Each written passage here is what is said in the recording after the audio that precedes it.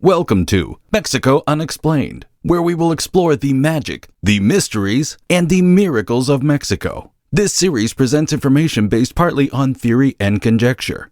The podcaster's purpose is to suggest some possible explanation, but not necessarily the only ones to the subjects we will examine. Here is your host, Robert Bitto.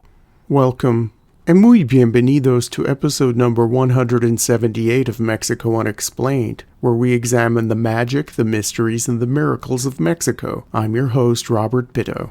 From the 1920s into the 1930s, the country of Mexico was in the grips of the Cristero War. The war pit pro-Catholic forces against those of secular politicians who wanted a strict separation of church and state in accordance with the 1917 Constitution. On April 8, 1931, a group of anti-Catholics under the direction of the governor of the Mexican state of Veracruz, Adalberto Tejeda, broke into the small church of San Andrés Apóstol in the town of Otatitlán.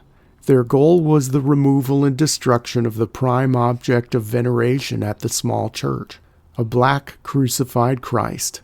Called the Cristo Negro de Otatitlán, the black carving had been the subject of countless pilgrimages over the centuries and had been credited with working an untold number of miracles. The armed men removed the Cristo to the tears and protests of the townsfolk. It was carried away to someplace out of town. Although the carving was made of centuries-old wood, when the men tried to burn it, it did not catch fire. Even after emptying an entire can of gasoline on the black image of the crucified Christ, it would not burn. Exasperated, the men took a hacksaw and cut off the carving's head, leaving the decapitated body behind. The faithful waited for the pro-Tejeda forces to leave town before they rescued their precious relic, which was now headless but otherwise undamaged. The fact that the Cristo could not burn was evidence to the faithful of a miraculous sign from heaven. They brought it back to the church. By the end of 1931, masses were suspended at Otatitlán. The government ordered the parish priest arrested and the church locked. In 1932, the annual fiesta to celebrate the Black Christ of Otatitlán was suspended by the Tejeda government. When the Veracruz secular authorities lifted all religious restrictions in 1933, the Church of San Andrés Apóstol reopened to the public and the veneration and annual fiesta resumed.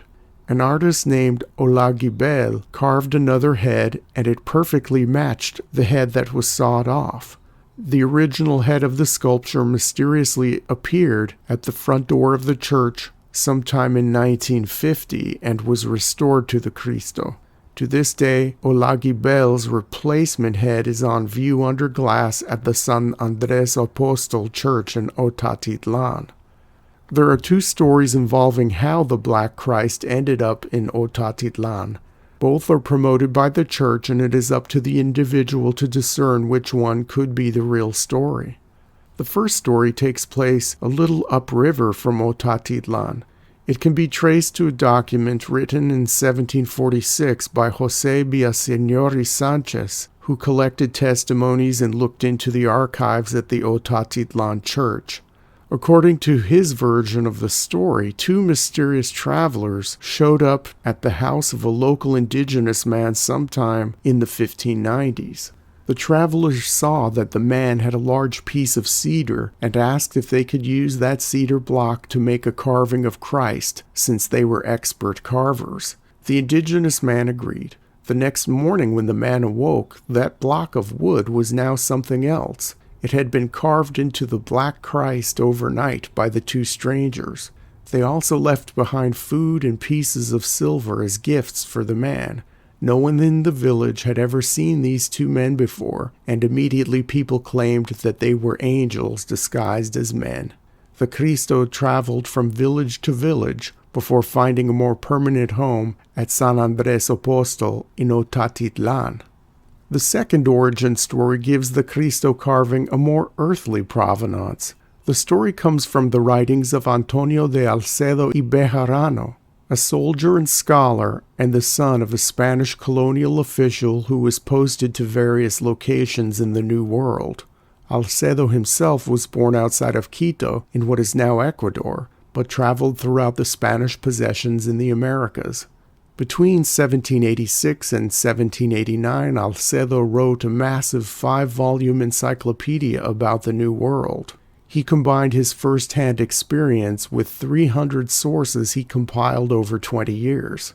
The sources ranged from church documents and diaries of individual clergy members to bland government records and papers from military archives. Salcedo's great work was so comprehensive and so detailed that the King of Spain, Charles IV, prohibited export of the book from Spain for fear of giving enemy nations vital information of His Majesty's overseas territories. In his encyclopedia, Salcedo references the Black Christ of Otatitlán and mentions that it was one of 3 darker Jesus images that were sent to the New World at the same time in the late 1590s. The other carvings went to Esquipulas in modern-day Guatemala and to Chalma, located in the modern Mexican state of Mexico. For more information about the Black Christ of Chalma, please see Mexico Unexplained episode number 40. Salcedo notes in his encyclopedia that in September of 1595, the King of Spain, Philip II, commissioned an artist named Juan Donier to carve the 3 Black Christs. The price for each was 6,900 marks. The sculptures were delivered to the court at Madrid on January 9, 1596, and then sent to New Spain. On April 20, 1596, the sculptures arrived at the Veracruz port of Villarrica and went their separate ways. The one destined for Otatitlán arrived at the mouth of the Papaloapan River 2 days later for its journey upstream. On April 28, 1596, the Cristo arrived at Puctlancingo, a place where missionaries were in the process of converting the indigenous locals. It remained there until February of 1597. At that time, an epidemic of smallpox wiped out most of the population of Puctlancingo, and the survivors moved to the small Spanish settlement called San Andrés Apóstol, also known by its indigenous name of Otatitlán, which may mean either the place of the tamarind trees or the place of the bendable bamboo. The sculpture immediately attracted pilgrims and helped convert the remaining natives in the region to Christianity. The Cristo remained in the church of San Andrés Apóstol until it was moved to the town of Chacaltanguis in 1838 for 2 years. Since 1840, it has remained in Otatitlán. Why was the image of Jesus black? Why were these 3 special Christ statues sent to these 3 specific places? Guatemalan anthropologist and writer Carlos Navarrete has an interesting theory regarding the complexion and placement of these carvings. He noticed that the Spanish installed all 3 of these dark Cristos at key spots in ancient overland trading routes of the Pochteca, the class of Aztec traveling merchants which connected far-flung parts of Mesoamerica through commerce. For more information about the Pochteca, please see Mexico Unexplained episode number 102. The commission to create the Black Christ statues came from the highest levels of the Spanish government. The king and his advisors knew what they were doing. A few generations after the Spanish conquest, many indigenous people throughout New Spain were starting to question Catholicism. They were becoming curious about their ancient religions, the belief systems of their grandparents and great-grandparents. In some parts of the Spanish Americas, the clergy felt their hold slowly slipping away. How could the Spanish strengthen the church's position in its colonies? The answer to that question varied depending on the region and the circumstances. If Navarrete's theory is correct, the 3 Black Christs not only went to strategic areas, the black color of the statues was very intentional. As previously mentioned, these 3 places, Chalma, Esquipulas, and Otatitlán, were very important way stations or hubs on the old overland trading routes. As such, They were also sites that included pre-existing shrines to the dark-colored god of trade and travelers called Yacatecutli. In the language of the Aztecs, Nahuatl combines two words, Yacatl, which means nose in English, and Tecutli, which means Lord. So this god's name literally means Lord of the Noses. It was said that the god could sniff out bargains, and he used his nose to point the traveling merchants in the right direction in their journeys. The god was worshipped wherever merchants stopped for the night, so key places on the trade routes had small shrines to Yacatecutli. Before turning in for the evening, merchants would bundle together sticks and put blood from their earlobes on the bundles as offerings to the god for nighttime protection from bandits and predatory wild animals. In iconography, Yacatecutli was often depicted as being dark-skinned. He was also portrayed as carrying a large cross on his back to symbolize the four directions. It's no wonder that when the carved black figures of the crucified Christ arrived at the three destinations, that the locals became instant devotees and converts. The Spanish had used the former beliefs present in these three areas and brought a new god that was easy for the indigenous people to digest. It was not the first nor the last time that Christianity slightly bended to local traditions in order to solidify its own power over a newly converted population.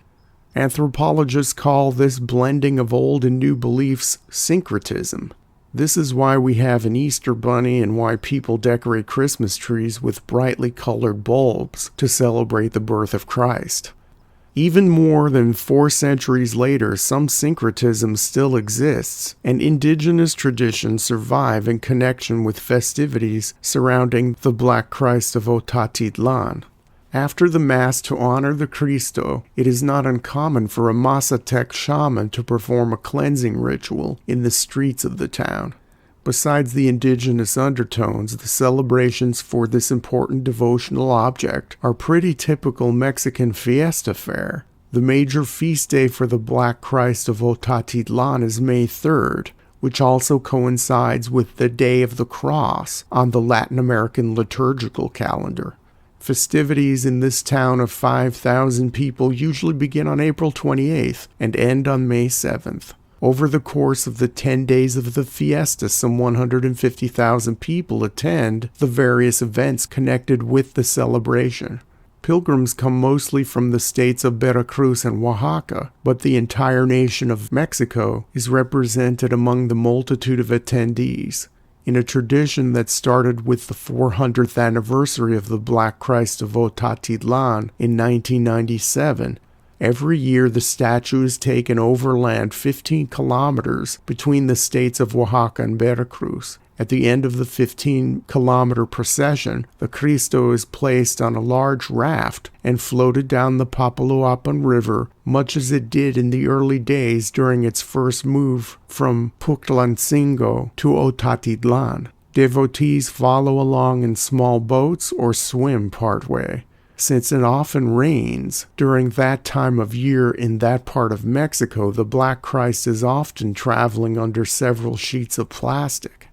Like many other saints and virgins in Mexico, the Black Christ of Otatitlán is credited with many miracles. Throughout the year, thousands of people travel from many miles to visit the shrine in the small town to give thanks to this incredible image, or perhaps to seek a miracle of their own. Thank you once again for listening to another episode of Mexico Unexplained. Remember to like and subscribe to us on YouTube and follow us on Twitter. Tell your friends by sharing these shows with others. Please go to our website, MexicoUnexplained.com, for references, illustrations, and for free access to transcripts of past shows. Please visit Amazon.com to purchase the books Mexico Unexplained and Mexican Monsters to get hard copies of the magic, the mysteries, and the miracles of Mexico. We appreciate your kind attention once again. Until next time, thank you and gracias. Thank you for listening to another episode of Mexico Unexplained with host Robert Bitto. For show summary, relevant links and commentary, please check out our website at mexicounexplained.com. Like us on Facebook and be a part of the conversation. Adios and hasta la vista.